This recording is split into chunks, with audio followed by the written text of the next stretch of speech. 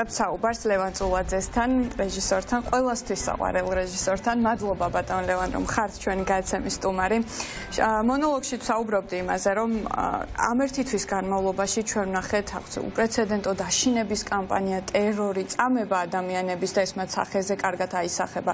შემდგომ უკვე რა კადრებსაც ვნახულობთ ხოლმე, დაკავებები, თუმცა ამის მიუხედავად ხალხი მაინც დგას ქუჩაში. აი როგორ ფიქრობთ, რა ინარჩუნებს ამ მუხტს და რა აძლიერებს კიდევ უფრო მეტად? ალბათ ჩვენ ცოტა სხვა გარემოებები გვაქვს, ვიდრე თუნდაც ბელორუსებს, ვიდრე თუნდაც სხვას. ჩვენს უკან ყველა ხიდი დამწვარია. ანუ ამის შეგუება ამასთან გამორიცხულია, იმიტომ რომ ჩვენ ვიცით რომ ბელორუსი იმენაზე ლაპარაკობს, მაინც ნათესავი ხალხი ალბათ ეწყინებათ ბელორუსებს, ოპოზიციურ ბელორუსებს ამას თუ ამბობ, მაგრამ მაინც შედარებით უფრო რაღაც მონათესავე ხალხია ერთმანეთში და უფრო ადვილად გადაიტანდნენ და ჩვენ რუსეთის სხეულში შესვლით დავკარგავთ ყველაფერს, დავკარგავთ ჩვენ იდენტობას, ჩვენ ენას, კულტურას რუსეთში. ამ იმპერიაში ჩვენ დაგვავიწყდა, რომ რუსეთი მოიცავდა 200 დაახლოებით ერს თავის დროზე ეს იმპერია და იქიდან დარჩენილია რამოდენიმე, იმიტომ რომ ყველამ დაიკარგა ბურატმა დაკარგა თავის ენა, ყაზახების უკვე ნაწილმა დელტესმა ნაწილმა აღარ იცის ვინ არის, მხოლოდ გარეგნობა დარჩა, მხოლოდ და ეს თუ ჩვენ ხვდებით ალბათ რომ ეს გველოდება წინ ისე როგორც არასოდეს. რუსეთი ასეთი აგრესიული კომუნისტების დროსაც კი არ ყოფილა. იმათ რაღაცა არაფერი კარგი, მაგრამ რაღაცა ლოგიკა მაინც ჰქონდა და ხალხთა მეგობრობის რაღაცა რესპუბლიკათა კავშირი მაინც იყო და ჩვენ წინ გვინათებს მხოლოდ გაქრო გადაყლაპვა და ამის შეგუება ამასთან ალბათ ეს არის ის მუხტი, რომელიც არ აძინებს ადამიანს და მიუხედავად ყველაფრისა, მიუხედავად დაღლილობისაც, ალბათ სიცივისა და ასე შემდეგ გავდივართ მაინც ყოველ საღამოს იქა და ვიცით რომ ეს ხელის ჩამოშვება აქ არ შეიძლება. ხელის ჩამოშვება ნიშნავს გაქრობას და ეს ყველაზე კარგად გაიაზრა ახლა რეალურად ხო ქართულმა საზოგადოებამ? სულ მეშინოდა ყოველ საღამოს კარკასიაზე ვდგებოდი, დილას მეშინოდა რომ ვაიმე დღეს რო არ გამეორდეს იგივე და მაგრამ ეს განცდა სხვადასხვა და აი ახლა კი უკვე მგონია რომ დაწმარება რა თქმა უნდა არ შეიძლება, მაგრამ მგონია რომ ამან მიიღო უკვე ის სახე რომელიც უნდა მიიღო, მივხვდით რომ არ შეიძლება გაჩერება. დიახ, აი სხვა შორის ამ ერთი თვის განმავლობაში ბევრს გაახსენდა რაღაც ისტორიულ ჭრილში რომ ვისაუბროთ, ბევრს გაახსენდა, ვიცი, 30-იანი წლების პოლიტიკური რეპრესიები, თუნდაც ფილმი მონანიება გაახსენდა ბევრს გაახსენდა ჯორჯ ორველის 1984. აი თქვენ როგორ ხედავთ აი ამ პროცესს, რასაც ახლა ჩვენ მოქალაქეების წინააღმდეგ ხედავთ რეჟიმის მხრიდან, აი ისტორიულ ჭრილში რას გახსენებთ ეს ყველაფერი? რა თქმა უნდა იმ დროს გვახსენებს და ალბათ ბევრი ეპიზოდია ჩვენი ისტორიიდან რომელიც მოგვაგონებს ამას, მაგრამ ყველაზე მტკივნეული აღმოჩნდა რომ ისტორიას როცა კითხულობ ეს ხდებოდა უცებ, აი შემოვიდა ბოლშევიკები მეორე დღეს და აღმოჩნდა რომ ეს ნელა ხდება, ყველაზე მტკივნეული ეს არის რომ ეს ხდება ნელა, ეს გადლევს რაღაცა ჰაერს, იქნებ შევეგუოთ, იქნებ გადარჩენა უფრო მნიშვნელოვანია. ამ ეჭვების დაძლევა ძალიან მნიშვნელოვანია და ამ უცებ არ ხდება ეს და ხდება ნელა. მე ხვდები რომ ბოლშევიკებიც ეგრე არ იყო, შემოვიდნენ პირველი 6 თვის მანძილზე, უბრალოდ მთავრობა გამოცვალეთ, მეტი არაფერი არ ყოფილა 26 მაისს იზეიმეს. რომ საქართველოს დამოუკიდებლობის პრობლემა იზეიმეს ჩვენ დამოუკიდებლობის დღე მართალია დაარბიეს იქ გორში ქალთა მიტინგი, ვინც წინააღმდეგ იყო, ბოიკოტი გამოაცხადა ქართველებმა, ასე შემდეგ, მაგრამ ყველაზე საშიში არის ეს ნელი, ესეთი მოგუდვა, საუკეთესო სიამაყის ადამიანის ღირსების თავისუფალ ადამიანებთან ბრძოლა, ხო, აი თითქოს საერთოდ პროფესია აღარ დარჩა დაუცველი ამ ქვეყანაში. ჟურნალისტებს თავში ურტყავენ, სასიკვდილოდ იმეტებენ პირდაპირ რაღაცა ბნელ ქუჩებში, ექიმებს ებრძვიან, მსახიობებს ებრძვიან, ხელოვანებს ებრძვიან, აქ ანდრო ჭიჭინაძე, ვერხია კასრაძე დაკავებულები არიან. ძალიან მამაყი ვარ, რომ ჩემი კოლეგები, ახალგაზრდები განსაკუთრებით აღმოჩნდნენ ავანგარდში პირველად არის. და ძალიან ბედნიერი ვარ ამით. დიახ, და სხვა შორის უნდა გავიხსენოთ თქვენი სპექტაკლი 1921-1924. იქაც ამაზეა ლაპარაკი ამ შეგუებების არ შეგუებაზე. იცით მოკაცრავად ცოტა შეიძლება გამიგრძელდა, მაგრამ არა, რა სამბობთ, პირიქით. ყველაზე საშიში მე მგონი ახლა არის, როდესაც იყო წინააღმდეგობა, როდესაც იყო სისხლი, როდესაც ხედავდით დასისხლენებულ ბავშვებს, რაღაცა უცნაურ ხალხს შევარდნით სახში, ბავშვის თვალწინ მიბმული ზაღლი რო დატოვეს, ეს არ დამავიწყდება. ხეზე მიბმული ზაღლი დატოვეს, სახშიც არა აყვანილეს ვატობჟალოვას. შესანიშნავი რამე უთხრა მერე. აი არტისტიზმი შევიდა ნელ-ნელა პროკურატურაშიც. როდესაც უთხრა სასამართლოზე, რომ რატომ აი რაში შეგეპარა ეჭვო რომ დამიჭირო რა აი რაღაცნაირად მოტრიალდი ისე რომ აი რაღაცნაირად თუ დამიჭირო ეს აბსურდი უკვე რომელიც უკვე სასაცილოდ ხდება ეხა ყველაზე საშიში დრო ჩემ აზრით ეხლა როდესაც არაფერს არ გვერდჩიათ მანდამაინც მაგრამ ჩვენ გვესმის რომ ჩვენი მოდუნება ნიშნავს გარდაცვალებას და ძალიან კარგი ეჭირა გუშინ მე-6 სკოლის იმას ერთ-ერთ manifestants ბრეხტის გამონათქვამი ვინც იბრძვის იმან შეიძლება ყველაფერი დაკარგოს მაგრამ ვინც არ იბრძვის იმას უკვე ყველაფერი დაკარგული აქვს ნამდვილად და ჯერჯერობით ჩვენ ხედავთ აი ამ პროტესტის მიუხედავად ქართული ოცნება არ იხევს უკან ისინი აპირებენ თავის გეგმების სისრულეში მოყვანას მათ შორის რაღაც არალეგიტიმური პრეზიდენტის არჩევას უпростоრად ინაუგურაციას კვირას აი როგორ ფიქრობთ გზა ზვიად გამსახურდიადან მიხეილ ყაველაშვილამდე აი სად ვიყავით და სად მოვედით ახლა რეალურად ქართული ოცნების მმართველობის 12 წლის თავზე ვერ გეტყვით მე არ ვიცნობ ამ ადამიანს უბრალოდ ვიცი მისი ქცევა და მისი მითხეს რომ დიპლომი არ აქვს ეს გამოს დაბლოკეს მათ შორის ფეხბურთის ფედერაციის არჩევნებში ხო როგორც გავიგე მე უბრალოდ არ მესმის მას რა სიხარული აქედან იყო ჩვეულებრივი ქართველი ადამიანი და აი ახლა იცი რომ ამდენი ადამიანი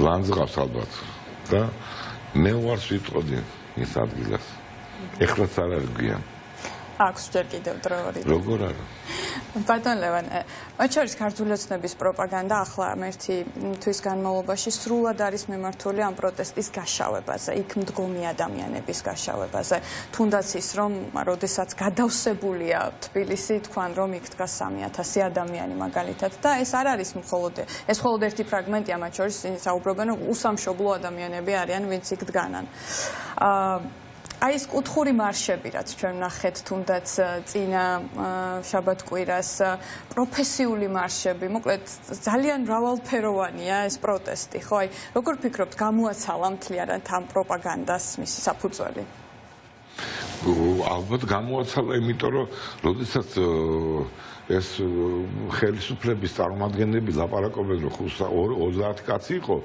მე უკვე მეშინია სხვა შიშები მიშდება სამეცნიერო მიმართულებით ეს მგონია რომ გავიქცე ხელ კედელს ვახალოთ თავი და სისხლი წამოვიდეს და გითხრათ რომ ჩვენ ასე ვაკეთებთ ყოველთვის ხორუმის მაჩვენებელი გლიჯო კედელს თორე ისე და აი დავამკვიდრო ტრადიცია და მე რომ ამყვეს კიდო ჩემი ვიღაც თანამოაზრეები და გაეკანონ ყველა გლიჯონ კედელს თავი და დასისხლენებმა ილაპარაკონ და ნელა მივიღოთ ეს მოცემულობა ჩვენ ესე ხდება არ იცით რომ დახობთ იგივე უნდათ რომ გითხრან აბსურდზე რომ ეს ლოგიკაა და ნუ თეთრზე რომ შავია და ასე შემდეგ მხოლოდ კარიკატურისკენ მიდის ეს ყველაფერი შეიძლება დღეს შეიძლება ეს მომხდარიყო არ ვიცი შუა საუკუნეებში შესაძ გეთქვა რომ აი ეს გმირი კი არა შიშარა ან პირიქით შიშარაზე ყავს ეგეთი პერსონაჟი ხო ჩემს რაკამასო ხმა გურული ხმა 100 კაც მოვკალი ერთი დარტყმით როზე და გახდა გმირი მაგრამ ეს იყო მადრე დღეს ეს ყველაფერი გახსნილი როდესაც კამერები ხედავს ყველაფერს როდესაც პირიქით ძალიან უკვე ზედმეტად განათებულია ყველაფერი თქმა იმისი რომ არაფერი ეს არ ხდება ისეთი მანდამაინც მნიშვნელოვანი უკვე ნუ სასაცილო ხდება და სასაცილო ადამიანი კარგავს ძალაუფლებას უკვე. აი ქართული ოცნება ხო რაღაცაზე აკეთებს გათვლას. აი მაგალითად თავისი ამომრჩევლებით ალბათ ნუ სოციალურ ქსელში სადღაც მაინც შეხვდებათ რეალურად რა ხდება, ხო? რუსთაველის გამზირს. აი მაშინ რას შეიძლება ემსახურებოდეს, როგორ ფიქრობთ? აქამდე ლოგიკა როგორც ხდები მე მათი იყო ისეთივე როგორც ძალიან ბევრი მაკიაველის თუნდაც ან გებელსის რა ბევრი ისე არც თუ ისე სულელი ადამიანის მოფიქრებულია როცა ადამიანს გინდა უთხრა ის რაც ისი გაგონებაც მას უნდა ამიტომ ის ამას ადვილად იჯერებს და რომც არ ჯეროდეს იღებს ამას მაგრამ დღეს უკვე ეს კარგავს დამაჯერებლობას ყველანაირს და მე მგონი მიუხედავად ყველაფრისა როგორი თავდარწმუნებული ტონითაც არ უნდა ილაპარაკონ პოლიტიკოსებმა ეს უკვე დამაჯერებელი ვერ ხდება იმიტომ რომ არსებობს ტელეფონი რომელშიც ადამიანები ყველაფერს ხედავენ ფაქტი არის ის რომ თითქოს წითელი ხაზები უკვე გადაიკვეთა. აი როგორ ფიქრობთ თქვენ როგორ ხედავთ ამ ჩიხიდან გამოსავლის გზას? ადამიანები დგანან ქუჩაში. დგანან მედგრად ისინი არაპირებენ დაშლას და უკვე 30 დღეა ეს პროტესტი გრძელდება. ნუ გაგრძელდება როგორც ჩანს იქამდე სანამ კონკრეტული შედეგი არ დაიდება. აქეთ მეორე მხარეს არის ქართული ოცნება რომელიც ჯერჯერობით დათმობაზე წასვლას არ ჩქარობს. აი თქვენ როგორ ხედავთ ამ ჩიხიდან გამოსავლის რეალურ გზას. თული კითხვა მესმის, მაგრამ მე გზას რა თქმა უნდა რომ ხედავდე პრემიერ-მინისტრი ვიქნებოდი, მაგრამ ამიტომ გზას მე ვერ ხედავ, მე ვიცი უბრალოდ ლოგიკა. ლოგიკა არის რამდენადაც მეტად მაგრდება ადამიანის წინააღმდეგობის და თეატრში, დრამატურგიულ ლოგიკაში რამდენად ძლიერია წინააღმდეგობა, იმდენად ახლოვდება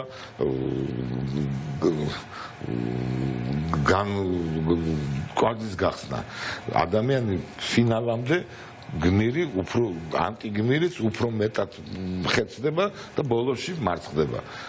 კულმინაციამდე უნდა ავიდეს ეს ყველაფერი და ალბათ შინაგში დაფარულად, მაგრამ შიგნით მიმდინარეობს რაღაც პროცესები, რომელიც მივიყვანს კულმინაციამდე და მე მოულოდნელი ესეთი კვანძის გახსნასაც ვნახავ.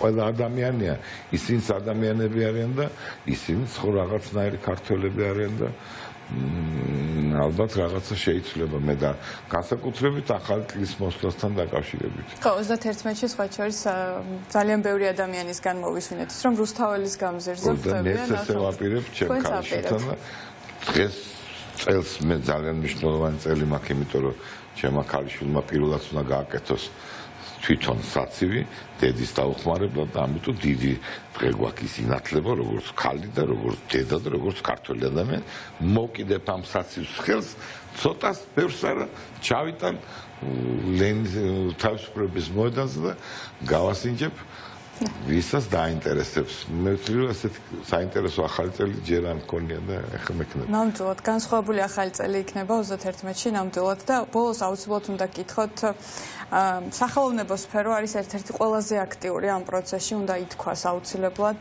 არა მხოლოდ მისი ხმით და იქ დგომით თუნდაც მისი გადაწყვეტილებებით გულისხმობ გაფიცვას სახელოსნო 42-იც არის გაფიცული ამ დროისთვის აი როგორ ფიქრობთ რატომ არის მნიშვნელოვანი ახლა თითოეული სფეროს ასეთი აქტიურობა და სადამდე შეიძლება გაგრძელდეს ეს გაფიცვა თუნდაც თქვენი თეატრის ძალიან კარგად თქვა დათო თავაძემ როდის დამთავრდება ეს გაფიცვაო როდესაც ჩვენი მაყურებელი შევა სახლში ანუ დაბრუნდება თეატრში.